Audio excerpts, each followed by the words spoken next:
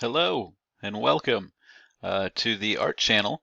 More specifically speaking, this specific channel and playlist of videos will be directed toward art history students.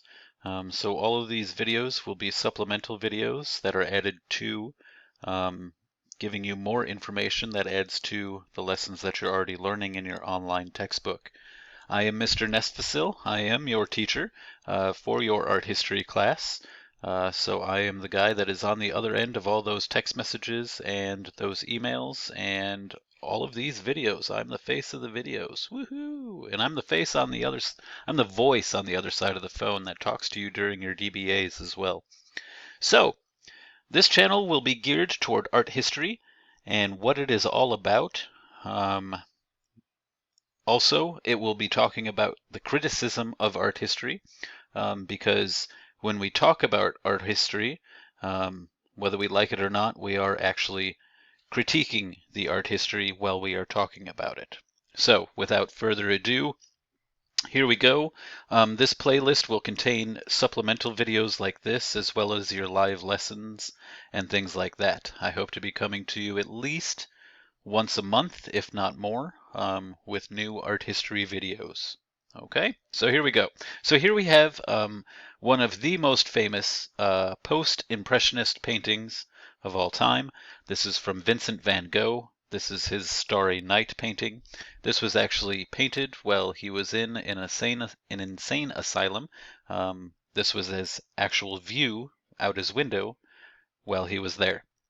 All right, so here we go. Without further ado, moving on. So what is art history? Art history is essentially just the academic study of the history and development of the painting, sculpture, architecture, and the other visual arts, because that can include, as we know, photography and material arts and design arts and all kinds of things now. Landscape design is one of the arts now, so we can critique things like that. You'll even learn in some of your courses, some of the courses include just landscape artworks. They're called earthworks, right? They're called earthworks because they actually use the earth as their canvas, essentially. So here we have Persistence of Memory, one of the most famous paintings of the 20th century by Salvador Dali. Personally, one of my favorite artists as well. Let me move this out of the way just a little bit. All right, so one of the most famous surrealist, sorry, I was searching for the word. One of the most famous surrealist paintings of all time, from one of the most famous surrealist painters of all time, Salvador Dali. If you've never been to the Dali Museum over in St. Pete, I, for one, would highly, highly recommend it. I have taken field trips of students over there in the past. Currently not right now, of course, because of other reasons. But if you can ever get over there by yourself or with your family, I highly suggest you go, especially right now because they do have a Van Gogh display happening right now as we speak. All right, so here we go.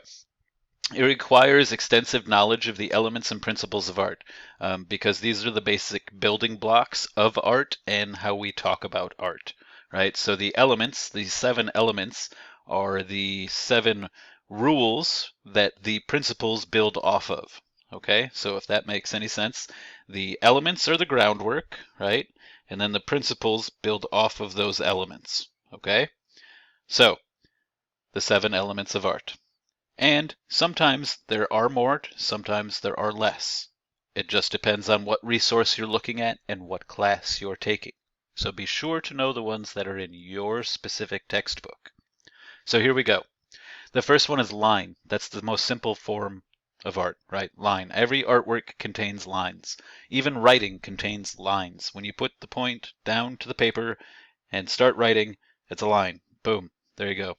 Shape, these are 2D shapes, right? Flat surfaces, so squares, circles, triangles, rectangles, right? Shapes, 2D shapes. Forms then become 3D, right? So you have spheres, you have pyramids, and you have cubes and all kinds of parallelogram, like all kinds of crazy stuff, right? And then space, right? Because we have positive and we have negative space, right? We have areas in artworks where you see lots of stuff happening, the positive space, and then you see areas of artworks that are just like blue sky and nothing's happening and it's just a whatever blank, whatever. It could even be a blank canvas, right? And that's the negative space of the artwork.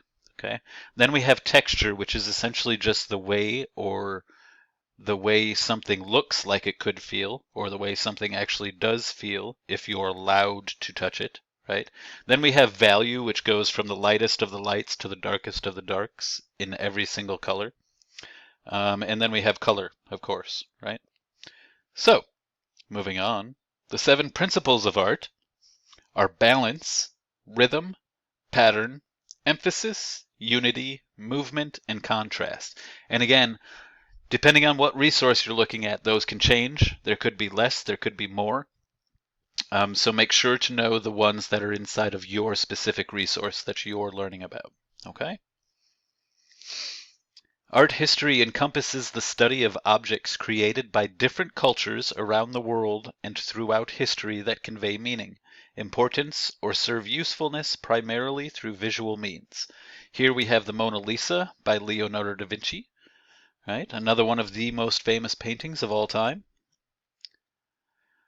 There are many art historical periods beginning all the way back in the prehistoric dinosaur times when we first discovered, we didn't first discover them back then, but cave paintings from like 10 all the way back to 40,000 BC or further have been discovered. So we have cave paintings from prehistoric times that come from even before this chart shows, even before 3000 BC. And then we have all the way up to modern times, right? Right now, what the art period that we're in right now, we call contemporary art, right? Do not get that confused with modern art, because modern art was actually an art period. So you would think that modern art would be modern time, but no, modern art was actually back during the late 1860s or the 1860s into the 1960s and 1970s, right? And then we have contemporary art up until now, right? So art historical periods are just phases in the development of the work of an artist, groups of artists, or an art movement. Beginning circa 40,000 BC with prehistoric art all the way to today with contemporary art. Each period has its own movements and styles, which you can see within each of these periods. So if you look just under modernism all the way here at the bottom, you can see it has 1, 2, 3, 4, 5, 6, 7, 8, 9, 10, 11 different styles just within modern art, right? That's modern art, by the way. 11 different styles just within modern art. So yeah, there's a lot going on in art history. Art historians analyze visual art's meaning. So essentially, they analyze the meaning of the painting, the sculpture, or the building at the time that they were created. They also bring into the context of the time, right? The context of the artist, the time they lived in. In order to be able to talk about art, one needs to know the context behind why the artwork was made. This can be found in research, This can be found in research or by learning about the artist and times they lived during. The same is true when talking about art historical periods and styles. So if you're trying to give characteristics of an entire art period, it would be best to know the context behind what was going on during that time.